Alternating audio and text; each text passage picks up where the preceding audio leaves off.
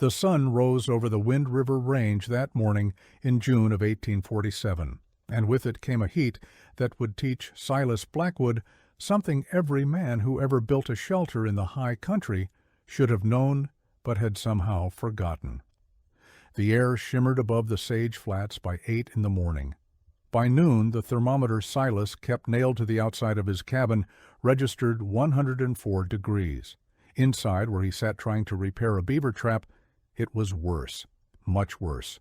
The cabin sat at 7,000 feet, nestled in a bowl where Blackwood Creek ran cold and clear most of the year. Silas had built it 3 years prior, in the autumn of 1844, and he'd built it well, or so he thought.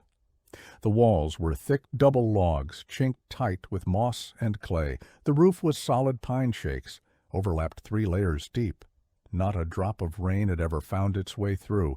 Not a whisper of wind penetrated those walls in winter. When the blizzard screamed down from the peaks and the temperature dropped to 40 below, Silas stayed warm. He'd congratulated himself many times on the quality of his construction.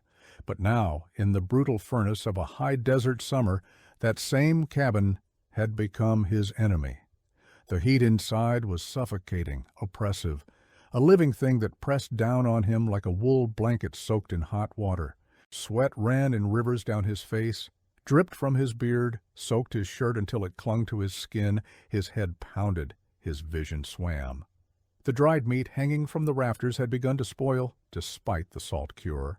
His sourdough starter, kept alive for 2 years, had gone sour in a different way, fermenting into something foul. The tallow candles he'd made last winter had melted into shapeless puddles. Even the water in his wooden bucket was hot to the touch. He'd opened both windows wide. He'd propped the door open with a stone. But no breeze came through. The air inside the cabin just sat there, stagnant, growing hotter and hotter as the sun climbed higher and beat down on that solid roof above his head. The pine shakes absorbed the heat like a cast-iron skillet laid on coals. The attic space beneath them turned into an oven, and all that heat had nowhere to go but down into the living space where Silas sat gasping like a fish pulled from water. He tried working outside in the shade of the pines, but the black flies were merciless in the daytime. He tried working at night, but his eyes weren't what they used to be, and fine work by candlelight left him with a headache that lasted till morning. He needed his cabin. A man needed shelter. But the shelter he'd built so well for winter was trying to kill him in summer. Silas Blackwood was not a man given to complaints. He'd survived 3 winters in these mountains alone. He'd fought off a grizzly with nothing but a skinning knife and lived to tell about it. He'd gone 2 weeks on nothing but pine bark and creek water when a late spring snow trapped him without provisions. But this heat, this relentless, inescapable heat inside his own home, was breaking him in a way the wilderness never had. The cabin Silas built followed every rule he'd ever learned about frontier construction. Back in Missouri, before he'd headed west, he'd worked for a season with a man named Pritchard, who built cabins for settlers. Pritchard had been building cabins for 30 years, and he had a method. Tight walls, Pritchard always said, thick roof. Seal every crack. Keep the weather out. Keep the warmth in. That was the gospel according to Pritchard, and it was the gospel every cabin builder Silas had ever met preached. The walls had to be stout. Use logs at least 12 inches thick. Notch them tight at the corners. Chink every gap with whatever you could find, moss, clay, even strips of hide if you had to. The point was to create a barrier, a fortress against the elements. Wind, rain, snow, cold, keep it all outside where it belonged. The roof was even more critical. A weak roof meant a dead man come winter. Snow could pile 3 feet deep up here, sometimes more. The weight of it could crush a poorly built structure. So you built strong.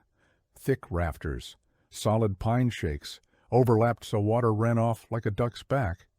Some men even laid sod on top of the shakes for extra insulation. The goal was a roof that would shed water, hold snow, and keep heat from escaping when the temperature dropped low enough to freeze whiskey in the bottle. Silas had done all of it by the book. His cabin was a textbook example of frontier construction. The walls were true and tight. The roof was solid as stone. In winter, it was perfect. A small fire in the stone hearth could keep the entire cabin warm, even when the wind howled like wolves outside. He'd burned through less than a cord of wood that first winter, and he'd been comfortable the whole time. But Pritchard had built his cabins in Missouri. Pritchard had never spent a summer at 7,000 feet in the Rocky Mountains, where the sun burned like a brand and the air was so dry it sucked the moisture from everything it touched. Pritchard's method worked for Missouri summers where it rained regular and the air stayed thick with humidity, and the trees grew close enough to shade a cabin from the worst of the sun. But out here in this high desert basin, Pritchard's method had one fatal flaw. There was no way for the heat to escape. All that careful sealing, all that thick insulation, all that solid construction that kept warmth in during winter also kept heat in during summer. The cabin was a trap. The sun beat down on the roof all day long, and the roof absorbed it, and the heat built up in the attic space. And with nowhere to go, it radiated down into the living quarters. Opening windows and doors helped a little, but not enough. The heat that came in through the open door was nothing compared to the heat radiating from the ceiling above. Silas had watched other trappers and mountain men struggle with the same problem. There was a fellow named Cobb who lived over near the Green River. Cobb had built his cabin tight as a drum, same as Silas. Come July, Cobb couldn't stand it anymore. He spent his summers living in a lean-to made of pine boughs, letting his cabin sit empty until the weather cooled in September. "Can't live in there," Cobb had told Silas once. "Rather sleep outside with the mosquitoes than cook like a pig on a spit." Another man, a French-Canadian trapper named LeBlanc, had tried cutting a hole in his roof for ventilation. But cutting a hole meant rain came in, and when the snows came, that hole let heat pour out. And LeBlanc nearly froze to death that winter trying to keep warm. He'd patched the hole come spring and gone back to suffering through the summers. It seemed to be accepted wisdom among the mountain men. You built for winter and you endured summer. That was just the way it was. A cabin couldn't be both warm in winter and cool in summer. You had to choose. And since cold could kill you faster than heat, you chose to build for cold and suffered through the hot months as best you could. But Silas Blackwood was starting to think there had to be another way. By mid-July, the situation had gone from uncomfortable to dangerous. Silas woke one morning to find he'd slept through the night, drenched in sweat, and his heart was racing like he'd run up a mountain. His hands shook. His thoughts felt slow and thick. He recognized the signs. He'd seen heat sickness before, seen it kill a man once back in Missouri during a particularly brutal August. The man had collapsed in a field, and by the time they got him to shade and water, it was too late. His brain had cooked inside his skull. Silas stumbled outside into the pre-dawn air, which felt blessedly cool against his skin, and he splashed his face with water from the creek until his head cleared. But the realization settled over him like a stone. His cabin was going to kill him if he didn't find a solution. The food situation was getting critical, too. His dried meat was spoiling faster than he could eat it. He'd already lost 10 pounds of venison to rot. The jerky he'd made in spring was turning rancid. Even the pemmican, which should have lasted years, was going bad. He'd stored it in parfleches hung from the rafters, thinking the height would keep it cooler, but the heat was worst at the ceiling, where all that warmth from the roof gathered and pressed down. His ammunition was suffering, too. The powder for his rifle was supposed to be kept cool and dry. It was dry all right, but far from cool. He worried it might be degrading, losing potency. A weak charge could mean the difference between a clean kill and a wounded animal that ran off to die slowly in some thicket where he'd never find it. And there was another problem, one that struck at something deeper than mere comfort. The cabin was supposed to be his sanctuary, his one place of safety and rest, in a wilderness that offered neither. It was the thing he came back to after days on the trap line, the walls that stood between him and the infinite loneliness of the mountains. But now those walls felt like a prison. He found himself avoiding the cabin, dreading the return to its suffocating interior. He was starting to feel homeless in the only home he had. The dual nature of the problem gnawed at him. The very things that made his cabin livable in winter made it unbearable in summer. The thick walls that held warmth in January trapped heat in July. The solid roof that shed snow in December became a solar oven in June. It was a cruel irony, a maddening contradiction. He needed both qualities, winter warmth and summer coolness, but everything he knew about construction said you couldn't have them together, unless there was something he didn't know. Silas had spent enough years in the wilderness to understand that nature always had an answer if you were patient enough to observe. The animals knew things men had forgotten or never learned. The plants had strategies that seemed like magic until you understood the principles behind them. Even the rocks and the water and the wind followed laws that made perfect sense once you saw them clearly. He started paying attention. One afternoon, sitting outside his cabin in the shade while he carved a new handle for a hatchet, he noticed something. The cabin sat in a grove of aspens mixed with pine. The pines were tall and straight, their needles dark green, their trunks barely tapering from base to crown. But the aspens were different.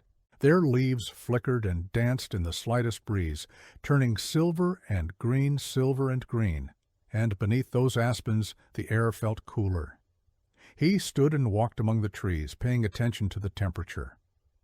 Under the pines, where the needles formed a thick, solid canopy, the air was still and hot, almost as hot as inside his cabin. But under the aspens, despite the dappled sunlight coming through the leaves, the air moved and cooled. It wasn't just shade, it was something else. He looked up and saw that the aspen leaves were spaced farther apart on their branches.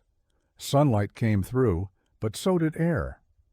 The leaves themselves were built different too, flattened on long stems that let them twist and turn in the wind. They didn't create a solid barrier like pine needles. They filtered. They allowed movement while still providing shade. A week later, he was checking his trapline along a rocky outcrop when he noticed a family of rock squirrels disappearing into crevices between the boulders. He'd seen rock squirrels before, seen their dens and cliff faces and rock piles. But this time, he paid closer attention to where they went. They didn't burrow down into the ground like prairie dogs. They went sideways, into spaces between rocks where the air could flow.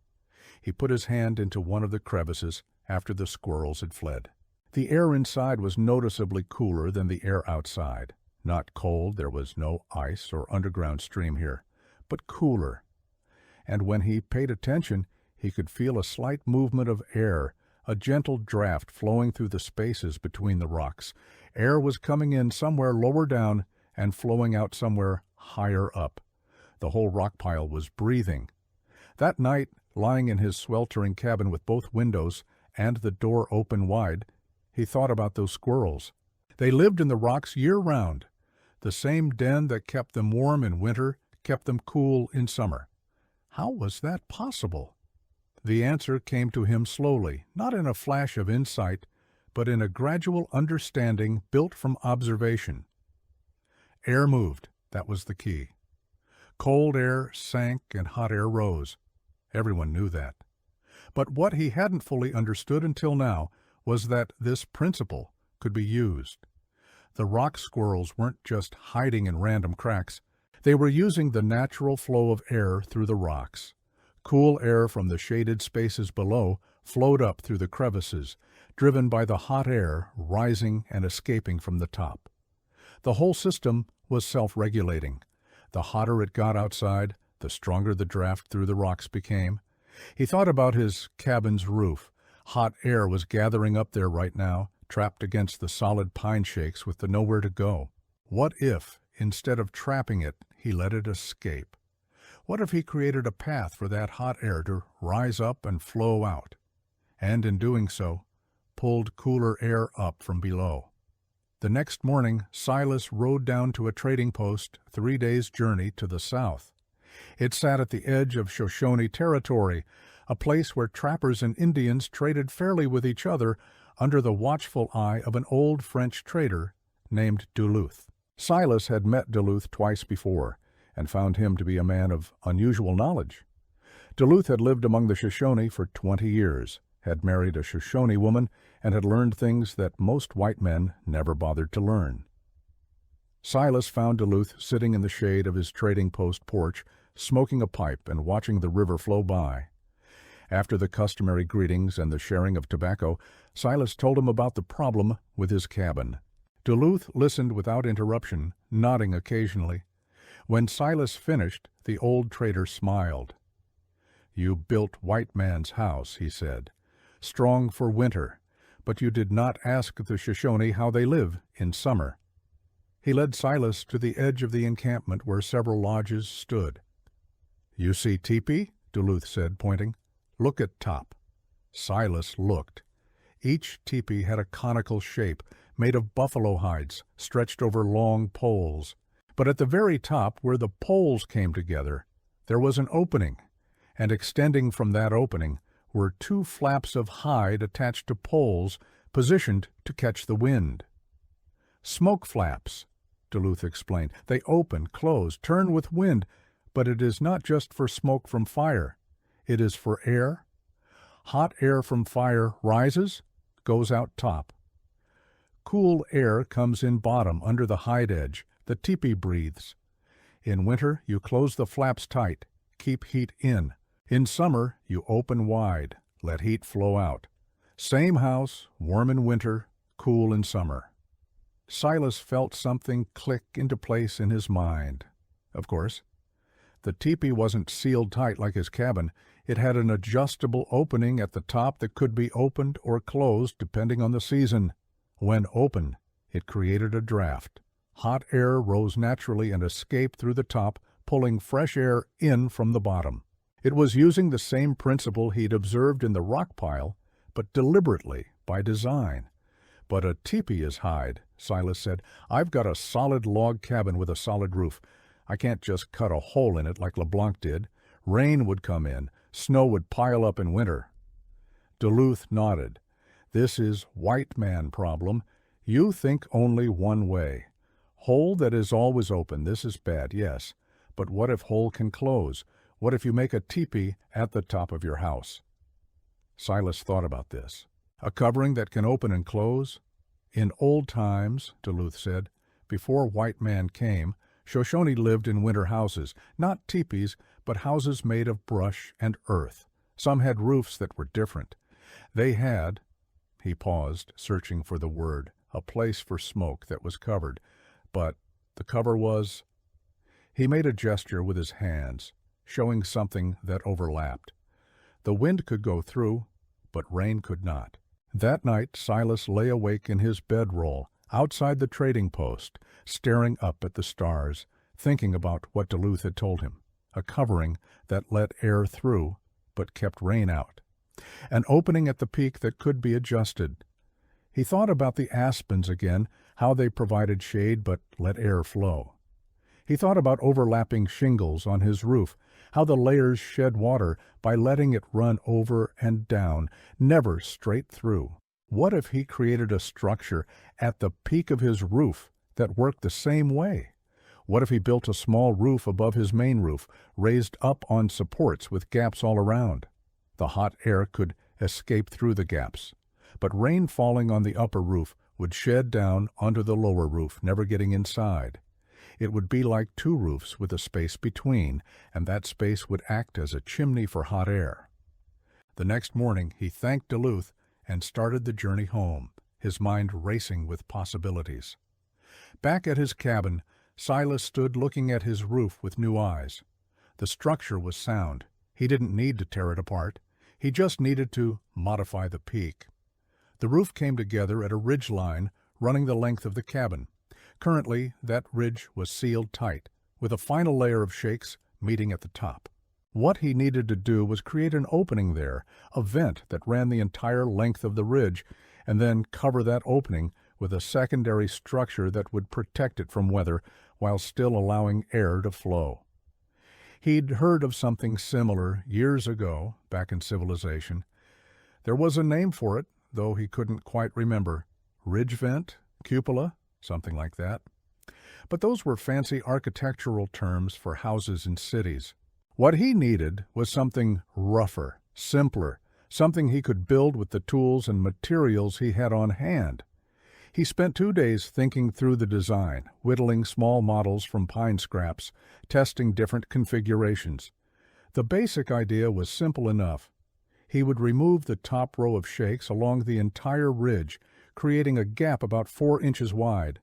Then he would build a raised structure over that gap, like a miniature peaked roof sitting on top of his main roof. This upper roof would be held up by short posts, creating a space between the two roofs all along the ridge.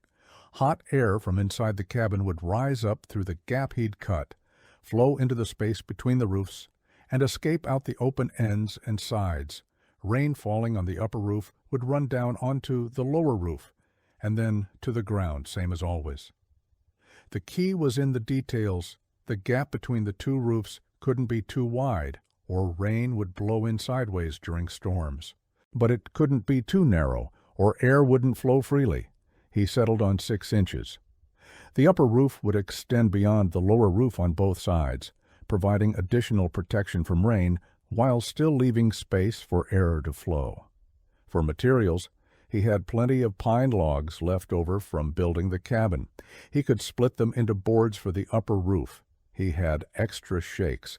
He had wooden pegs and rawhide strips for fastening. Everything he needed was at hand. There was another consideration, too. In winter, he would need to be able to close this vent, or at least reduce the airflow, to keep heat inside the cabin. Duluth's words about the teepee came back to him. Same house, warm in winter, cool in summer. The difference was the ability to adjust. He devised a simple solution. He would build wooden panels, shutters really, that could slide into place to block the gaps between the two roofs. In summer, he'd remove the shutters and let air flow freely. In fall, before the first snow, he'd slide the shutters back in place, sealing the system for winter. Come spring, he'd remove them again. It would be work, climbing up onto the roof twice a year, but far less work than suffering through another summer like this one. Building it was harder than planning it. The roof was steep, and working 15 feet off the ground with an axe and a saw required constant attention to balance and safety. One slip could mean a broken leg or worse. And out here, alone, that would be a death sentence. He started by carefully removing the top course of shakes along the ridge, exposing the roof boards beneath. Then he cut away a 4-inch strip of those boards, creating the opening he needed. Hot air began escaping immediately, rising up from the attic space in a shimmering column. Even before he built the protective cover, he could feel the difference. The cabin below started to cool just a little, as the trapped heat found a way out. Next came the support posts. He set them every 3 feet along the ridge, short sections of pine about 8 inches tall, notched at the top to hold the crossbeam that would support the upper roof. He secured them with wooden pegs driven through at angles, a technique he'd learned from watching Shoshone women construct lodge frames. The upper roof itself was built in sections. He split pine logs into boards roughly an inch thick, then overlapped them to form a waterproof surface. The whole structure, the little roof within a roof, began to take shape. From the ground it looked odd, like a raised spine running along the peak of the cabin. But Silas wasn't building for looks. He was building for function. The most tedious part was crafting the shutters for winter. He made them from thin pine boards, split smooth and fitted carefully, so they would slide into the gaps snugly. He carved runners along the inside of the upper roof structure to guide the shutters into place. It took him 3 days just to get the fit right, to make sure the shutters would seal properly, but could still be removed easily when needed. By the time he finished, it was early August. He'd been working on the roof modification for nearly 2 weeks. His hands were covered in splinters and small cuts. His back ached from the awkward angles required to work on the roof. But when he climbed down from the cabin for the final time and stood back to look at his work, he felt a deep satisfaction. The design was rough, crude even, but it was sound. The upper roof covered the vent opening while leaving generous gaps for air to flow. The whole thing was built at a steep enough pitch that rain would shed quickly. The support posts were sturdy, wedged and pegged so they wouldn't shift in the wind. It might not win any prizes for beauty, but Silas had a feeling it would work. That afternoon, he sat inside his cabin and waited. The sun beat down as mercilessly as ever, but something was different. The air inside the cabin felt less stagnant. He could sense movement, a subtle current flowing through the space. Hot air was rising up toward the ceiling, flowing to the ridge and escaping through the vent. And as it rose and escaped, cooler air was being pulled in through the open windows and door to replace it. It wasn't magic. It wasn't even particularly dramatic. But by evening, when the sun was still high, but beginning its descent toward the western peaks, Silas realized he was comfortable. Not cool exactly, but not suffocating either. The cabin was warm, but it was a dry, moving warmth rather than the oppressive, crushing heat he'd endured all summer. He slept inside that night for the first time in weeks. When he woke at dawn, his shirt was dry, his head was clear, he felt rested. But the real test was yet to come. 2 weeks later, in mid-August, a heat wave settled over the Wind River Range like a wool blanket soaked in boiling water. For 5 days straight, the temperature climbed above 100 degrees by midday and didn't drop below 80 even at night. The creek slowed to a trickle. The grass turned brown. Even the pines looked thirsty, their needles drooping in the relentless heat. Silas met Cobb down by the creek one afternoon, both of them seeking relief in the cold water. Cobb looked haggard, his face sunburned and drawn. "Can't take much more of this," Cobb said. "Sleeping outside, but the mosquitoes are eating me alive. Can't sleep, can't stay awake. I'm about ready to pack up and head north till this weather breaks." Silas didn't say much about his roof modification. He'd learned long ago that mountain men were skeptical of new ideas, especially ideas that seemed to challenge the accepted way of doing things. Words meant nothing out here. Results were everything. But on the 3rd day of the heat wave, Cobb came by Silas's cabin to trade for some salt. The moment he stepped through the door, he stopped. "What in the—" He looked around, confused. "How is it cooler in here than outside?" Silas gestured toward the ceiling, made some changes to the roof. Cobb's eyes followed the gesture, then narrowed as he tried to understand what he was seeing. "You cut a hole?" "Not exactly," Silas said. He explained the design, the vent at the ridge, the raised cover that kept rain out while letting hot air escape. He showed Cobb the shutters he'd made for winter. Cobb listened, his expression cycling through skepticism, interest, and finally something like wonder. "You're telling me this simple thing makes that much difference?"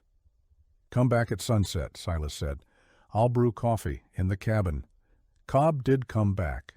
They sat inside as the sun went down, drinking coffee that was actually hot because Silas could now light a fire in his hearth without making the cabin unbearable. Through the vent in the roof, the hot air and smoke rose and escaped, pulled by the natural draft. Cool evening air flowed in through the open door. The cabin was comfortable, livable. "I'll be damned," Cobb said quietly. "All this time, all these years, we've been building these places wrong." "Not wrong," Silas corrected, "just incomplete. We built for winter but forgot about summer." Word spread, the way news always spread in the mountains, slowly, carried by trappers and traders along the network of trails and trading posts. By the following summer, Silas had 3 visitors asking to see his breathing roof. One was LeBlanc, the French-Canadian, who'd cut a hole in his own roof years earlier and then patched it. LeBlanc studied Silas's design for a long time, walking around the cabin, climbing up to inspect the ridge vent from close up. "C'est simple," he said finally, which Silas understood to mean it was simple, though the way LeBlanc said it suggested he meant it as a compliment. The best solutions were simple. Another visitor was a young trapper named Willis, who was just building his first cabin over near Jackson's Hole. Silas spent an afternoon explaining the principles to him, drawing diagrams in the dirt with a stick. The key, Silas told him, is to understand what hot air wants to do. It wants to rise. If you trap it, you've got a problem. If you let it rise and escape, it'll pull cool air behind it. You're not fighting nature. You're working with it. Willis built his cabin that fall with a ridge vent from the start. When Silas visited him the following summer, Willis reported that the cabin stayed comfortable even in the worst heat. "I added shutters like you told me," Willis said. "Pulled them out in May, put them back in October. Worked perfect. My neighbor built his cabin the old way, and he can't stand to be in it come July. But me? I sleep inside every night." The most satisfying moment came 3 years later when Silas encountered Duluth again at the trading post. The old Frenchman smiled when Silas told him about the roof design and how it was spreading among the mountain men. "You listened," Duluth said simply. "Most white men, they think they know everything already. They do not listen to Indians, do not watch the animals, do not learn from the land. But you listened. This is why you survived." Silas thought about that conversation many times over the years that followed. The ridge vent on his cabin became as much a part of the structure as the walls and the fireplace. Every spring he climbed up and removed the winter shutters and felt the first flow of air through the vent like a promise of comfortable summers ahead. Every fall he replaced the shutters and knew he'd sleep warm through the coldest months. Other mountain men and settlers adopted variations of the design. Some made the vents wider, some built more elaborate covers, almost like little houses sitting atop their roofs. A few even added hinged shutters that could be operated from inside the cabin with ropes and pulleys. Though Silas thought that was more complicated than necessary, the design evolved and spread, passed along from builder to builder, adapted to different climates and different needs. A settler in Montana added screened vents at the base of his walls to create a better flow of air from bottom to top. A trapper in Colorado built a similar system but used it primarily in winter to vent smoke and moisture, finding that it kept his cabin drier and reduced the ice that used to build up on the inside walls. But the core principle remained the same. Give hot air a path to escape from the highest point of the structure, protect that path from weather, and let nature do the work of circulation. What Silas had discovered, or rather rediscovered, was something that had been known and forgotten many times throughout history. People who lived close to nature, who paid attention to the principles at work in the world around them, often arrived at similar solutions to common problems. The Shoshone tipis with their adjustable smoke flaps, the thick adobe walls of Spanish missions in California with their high clerestory windows that let hot air out while keeping the main rooms cool. Even the wind catchers of Persia, ancient towers that funneled breezes down into underground rooms, were variations on the same theme. In every case, the solution came from observation and understanding rather than from fighting against natural forces. You couldn't defeat heat. You couldn't seal it out or wall it away. But you could guide it, direct it, use its own nature, its tendency to rise, to move it where you wanted it to go. The years passed, and Silas grew older. His beard turned gray, then white. His hands became gnarled and stiff in the cold months, but his cabin remained comfortable year-round.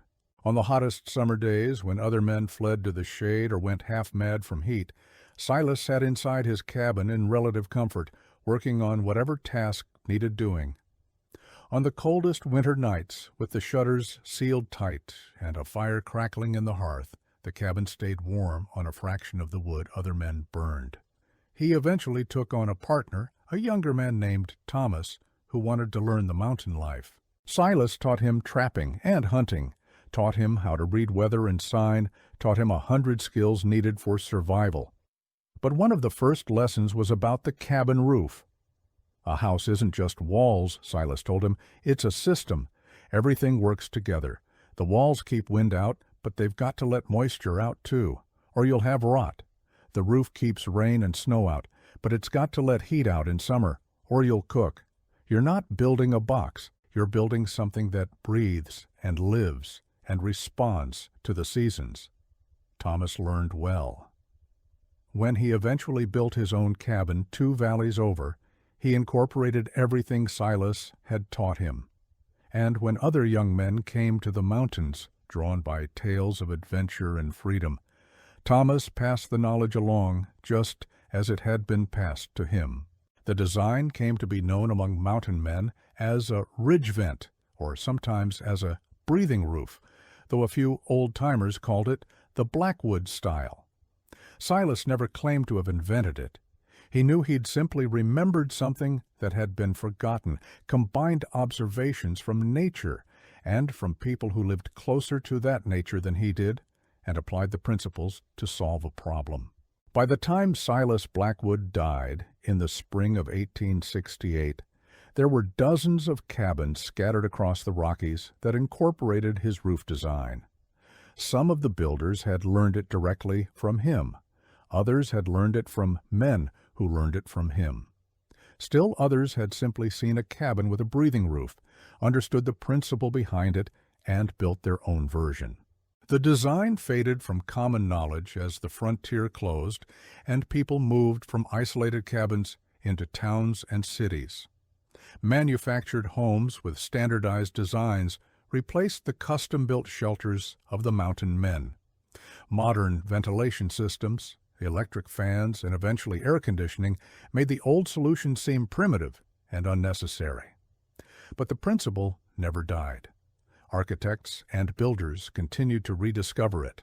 Ridge vents became standard in many modern roof designs, though the people installing them probably never heard of Silas Blackwood or the mountain men who solved the problem of summer heat in log cabins. They just knew it worked. And it did work. It worked because it was based on observation and understanding. Silas hadn't invented a new principle of physics. He'd simply paid attention to principles that already existed: the natural movement of hot and cold air, the way overlapping surfaces could shed water while still allowing air to pass, the importance of adjustability to accommodate changing seasons. The lesson went deeper than roof design. It was a lesson about humility and wisdom. Silas succeeded where others failed, not because he was smarter or more skilled at building, but because he was willing to admit he didn't know everything. He was willing to observe nature, to learn from people who thought about shelter differently than he did, to question the conventional wisdom that said a cabin had to be built one particular way. He understood that the right way to build something depended on the specific conditions where you were building. What worked in Missouri didn't necessarily work in the Rocky Mountains. What kept you alive in winter might kill you in summer unless you could adapt it. There was no single solution, only principles that could be applied in different ways depending on circumstances. This is the knowledge that was nearly lost and then rediscovered, not a specific technique, but a way of thinking. Watch how nature solves similar problems. Learn from people who've lived with these problems longer than you have. Don't assume the conventional way is the only way or even the best way for your particular situation. Understand the underlying principles, and you can adapt them to whatever challenges you face. Silas Blackwood's breathing roof was never just about staying cool in summer. It was about the mindset that created it, a mindset of observation, adaptation, and respect for the wisdom contained in the natural world and in the accumulated experience of people who lived close to that world. That mindset didn't die with the mountain men. It didn't fade when the frontier closed. It lives on in anyone who takes the time to observe carefully, to question assumptions, to understand principles rather than just memorizing techniques. It lives in the carpenter who looks at how trees shed snow before designing a roof. It lives in the farmer who watches which plants thrive in drought before deciding what to grow. It lives in anyone who understands that the best solutions usually don't come from fighting against nature, but from working with it. The breathing roof, that forgotten design that vented summer heat like a chimney, was just one example of this wisdom in action. But the principle behind it, pay attention, learn from everything around you, combine knowledge from different sources, understand rather than just imitate, that principle is eternal. It worked in 1847 in a log cabin in the Wind River Range. It works today in whatever you're trying to build or solve or understand. And that knowledge, that way of seeing and thinking, is not lost. It's just waiting to be rediscovered by anyone willing to observe with care, to question with humility, and to learn from the endless lessons the world offers to those patient enough to pay attention.